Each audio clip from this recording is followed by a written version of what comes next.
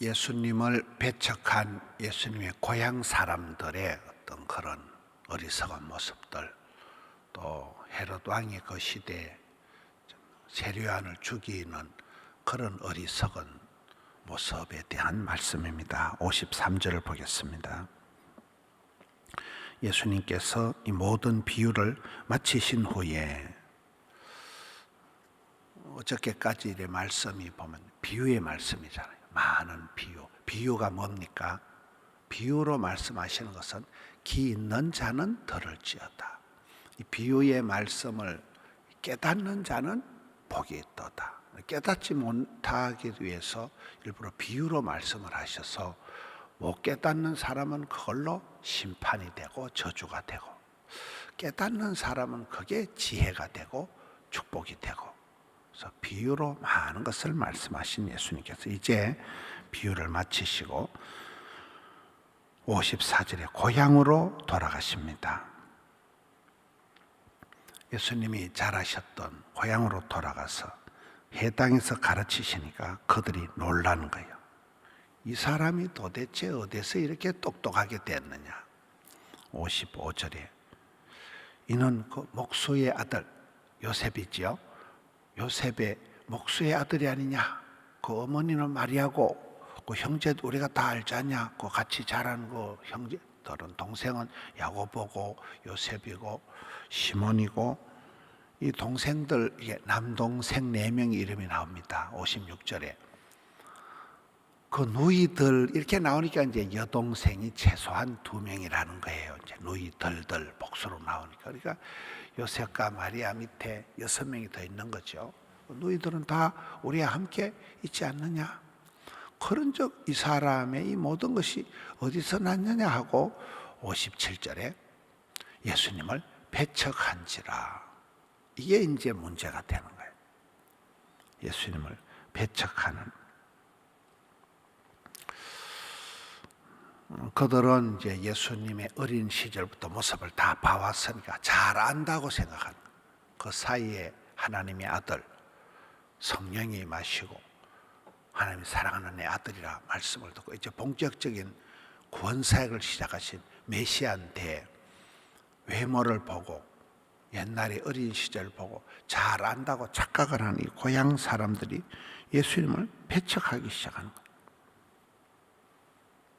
원래 여러분 가장 가까운 사람들이 상처를 주고 가장 가까운 사람들이 우리를 배신하고 그러는 거잖아요. 어제 저녁에 그 이성건 선교사님, 악동 뮤지션 찬혁이 수연이 아빠, 참 이렇게 같은 사역자로서 어제 저는 은혜를 많이 받았거든요. 야, 저렇게 선교지에 가서 후원금이 끊어지고 돈이 없으니까 애들 학교를 못 보내고, 말이 홈스쿨이지 그냥 집에서 애들을 가르친 거잖아요. 그것도 뭐 1년, 2년, 3년 한계를 느끼고 애들한테 방학을 1년을 주고, 굉장히 그 어두운 얘기거든요. 참 애비로서의 애를 학교를 못 보내고 애들한테 해줄 게 없는, 엄마 아빠는 선교 나간다고 나갔지만 애들이 뭔 죄가 있냐 이 말이에요. 그렇게 길렀지만은 그 아이들하고 그냥 집에서 2시간씩 예배를, 가정 예배를 드리고, 그 금요일 날 왔었던 박위 송지연 그 커플도 교회 새벽 기도를, 그 젊은 청년들이 새벽 기도를 나와서 새벽 기도가 데이터고 예배가 데이터고, 평생 그리 예배 드리면서 살고 싶어요. 이렇게 살아가면서 그 가정 예배가 얼마나 소중하냐. 가정 예배를 통해서 그 아버지가 어제도 이성건 선교사님 보면 약간 고집이 있어 보이잖아요. 애들한테 강요를 하고 부담을 주고 억지로라도 예배를 하고, 또 그걸 잘못한 걸 애들 앞에 사과하고, 아빠가 잘못했다, 아빠가 너무 이렇게 아빠가 다 할 수 있다고 너무 이렇게 착각했다, 애들한테 용서를 빌고, 그런 부분이 가정에서부터 이렇게 아이들이 자라고, 가정에서부터 가정 예배가 모든 삶의 시작인 게 박위, 송지연 부부, 또 어제 그 이성근 선교사님, 악동 뮤지션의 아빠의 그런 진솔한, 또 참 가정 예배가 그렇게 중요하구나, 그걸 우리가 들었잖아요. 근데 여기는 오히려 반대의 현상이 나타나. 어릴 때 예수님이 자란 모습을, 형제들의 모습을 아는 동네 방네 고향 사람들이 내가 알기로 자 아이가 이래 가지고 예수님을 이렇게 배척하니까, 이게 나를 잘 아는 사람이 오히려 상처를 주기 쉽고, 나를 잘 아는 사람이 사랑한다고 하면서, 어떤 분이 그런다 그러잖아요. 부인한테 문자를 보냈는데 여보 사랑해요 이래 문자를 보내야 되는데 잘못 두드려 가지고 여보 사망해요 이래 보냈다 그러잖아요. 가까운 사람이 원래 사랑한다고 하면서 상처를 주기 쉬운 거잖아요. 이 고향 사람들의 무지몽매함을 보라. 예수님을 배척할 정도로 착각을 하고 안다고 생각하는 게 어리석음이 되어서 37절에 예수님께서 그들에게 말씀하시되 선지자가 자기 고향과 자기 집 외에서는 존경을 받지 않음이 없다. 58절 그들이 믿지 않음으로 말미암아 거기서 많은 능력을 행하지 아니하시니라. 참 이게 싸한 말씀이잖아요. 믿음대로 꿈꾼 대로 말한 대로 심은 대로 되는데, 안 믿는 동네는 대책이 없는 거예요. 안 믿는 동네 예수님께서 그냥 떠나시는 거예요. 죄 중에 가장 큰 죄가 믿지 않는 죄다, 불신죄다. 믿으면 영광을 보는데 안 믿는 데는 대책이 없는 거예요. 가장 우리가 잘하는 걸 예수님을 진리의 말씀, 비유의 말씀을 듣고 깨닫고 받고 예수님 모시고 믿는 것이 이게 장땡이라는 거예요. 그리고 14장 1절에 이제 헤롯 얘기가 나옵니다. 분범 난 헤롯이 예수님의 소문을 듣고는 2절에 이 세례 요한이 다시 죽었다 살아났다, 이렇게 이제 헤롯 왕이 예수님 소문을 듣고 두려워 떱니다. 그 뒤에 이제 어떻게 해서 이 세례 요한이 죽은 거야 뒤에서 쭉 나옵니다. 3절에 헤롯이 그 동생 아내를 마누라로 데려다가 살아가니까 4절에 요한이 헤롯에게 말하되 당신이 그 여자를 차지한 것이 옳지 않다 하였음이라. 옛날이나 지금이나 참된 선지자들은 바른 말을 하고 그것 때문에 죽는 거예요. 지금 우리나라에도 손현보 목사님, 전한길 선생님 이런 분들을 보면 참 대단하잖아요. 목숨을 걸고 하는 목숨, 모든 걸 포기하고는 1년 수입 60억 원을 내려놓고 다 포기하고 그냥 외치는 거예요. 세례 요한이 헤롯 왕의 죄를 보고 당신 그러면 안 돼, 이 말 했기 때문에 이제 세례 요한이 죽는 거예요. 참된 선지자는 바른 말을 하고 그것 때문에 칭찬받지 않습니다. 그것 때문에 자기 목숨을 빼앗기는 거예요. 7절에 헤롯이 맹세를 하는 거예요. 이게 이제 바보들의 맹세. 바보들이 모자란 사람이 큰 소리 친다 이러잖아요. 헤롯이 맹세를 하는 거예요. 딸내미에게 뭐든지 달라는 대로 다 주겠다고 약속을 하는, 이 약속이 감당할 수 없는 이 어리석은 애비, 어리석은 왕, 이 헤롯 왕의 어리석은 헛소리를 우리가 보게 됩니다. 지도자가 한번 어리석으면, 지도자가 한번 오판을 하면, 지도자가 쓸데없는데 자존심을 튕기면 얼마나 큰 문제가 생기는가. 여자가 낳은 자 중에 가장 큰 자 세례 요한을 이제 죽이는 일이 생기는 거예요. 8절에 그 딸내미가 제 어머니의 시킴을 듣고 세례 요한의 머리를 목을 잘라가지고 소반에 담아가지고 오라. 이게 참 악한 여자의 모습, 악한 애미의 모습.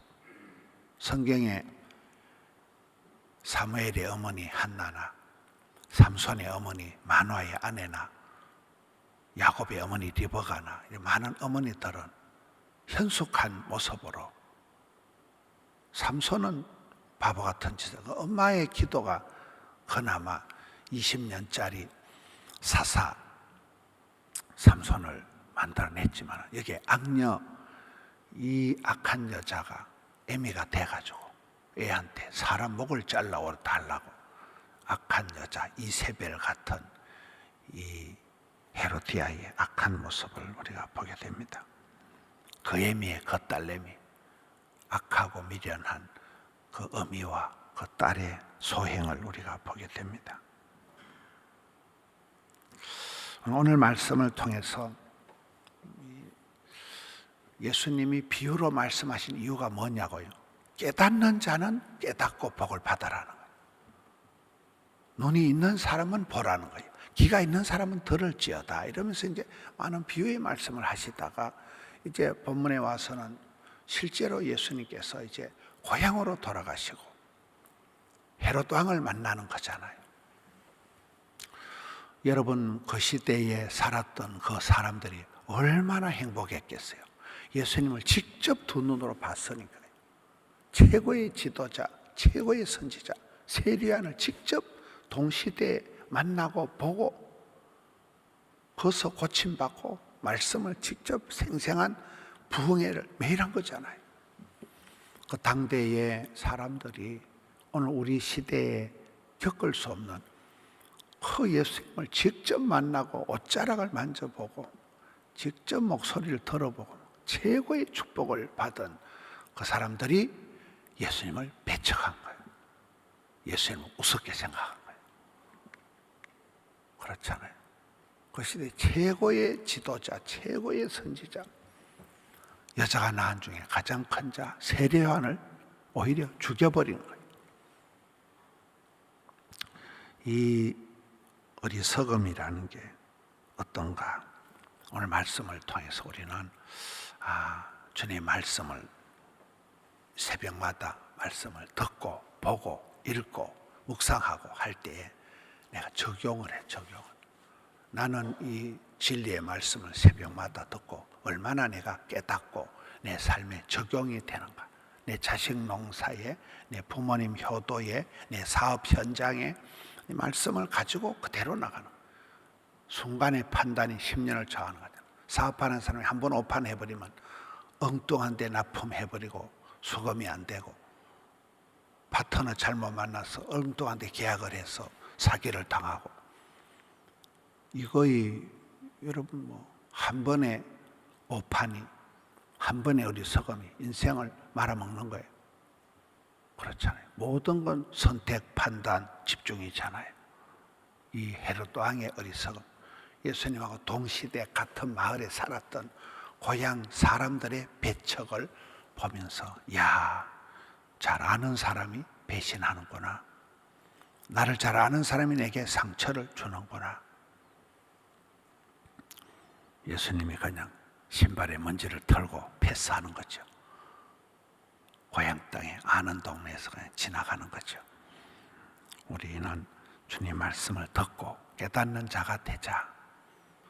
순종하고 충성스러운 자가 되어서 복 있는 사람이 돼야 되지, 갈로 밖에 있는 사람, 듣고도 깨닫지 못해서 무지몽매해서 오히려 예수님을 배척하고 이 지도자를 죽여버리는 헤롯 왕과 같은 그 헤로디아 딸내미와 같은 어리석은 삶의 행진을 하지 말자는, 복 있는 사람, 작충지부, 착하고 충성되고 지혜롭고 부지런한 또 한 주간을 감당하시는 우리 성도님들 되시기를 축원합니다. 하나님 아버지, 감사합니다. 주의 날 종일토록 함께 해 주옵시고, 오늘 월요일 아침에 또 건강하게 눈 뜨고 기도의 자리로 인도해 주시니 감사합니다. 일상 속에서 주의 은혜를 누리며 주의 말씀을 듣고 내 삶에 깊숙이 적용해서 좋은 아버지, 좋은 엄마가 되게 해 주옵소서. 오늘 말씀을 통해서 어리석은 예수님의 고향 사람들, 또 미련해서 엉뚱해서 미련하고 아둔해서 최고의 선지자를 죽인 헤롯 왕과 그 악처와 그 딸들의 모습을 보면서 주여 저희들의 미련하고 어리석음을 긍휼히 여겨 주시옵소서. 날마다 아침마다 주의 말씀 가운데서 회개하고 항복해서 저희들의 완악함을 버리고 주여 눈을 열어 길을 열어 마음을 열어 깨우쳐 주시옵소서. 주의 길을 걸어가게 하여 주옵소서. 오늘 또 종일토록 함께 하옵소서. 이 나라 이 민족을 위하여 바른 소리하고 애국을 외치고 나라와 민족을 위해서 눈물로 기도하는 대한민국의 구국 기도를 들으시고 받으시고 주여 우리 나라를 건져 주시옵소서. 주여 이 땅의 악한 무리들의 죄악이 도말되기를 원합니다. 주여 대한민국을 살려 주시옵소서. 이 땅에 옳은 말하는 선지자들을, 이 시대의 선지자들을 주여 지켜 주시옵소서. 사랑하는 성도님들의 한 주간의 발걸음을 힘차게 하옵시고 일마다 때마다 감당케 하여 주시옵소서. 오늘 또 올려드린 정성을 향기로운 아침 예물로 흠향하여 주옵시고 주여 은총을 베풀어 주옵소서. 예수님 이름으로 기도하옵나이다. 아멘.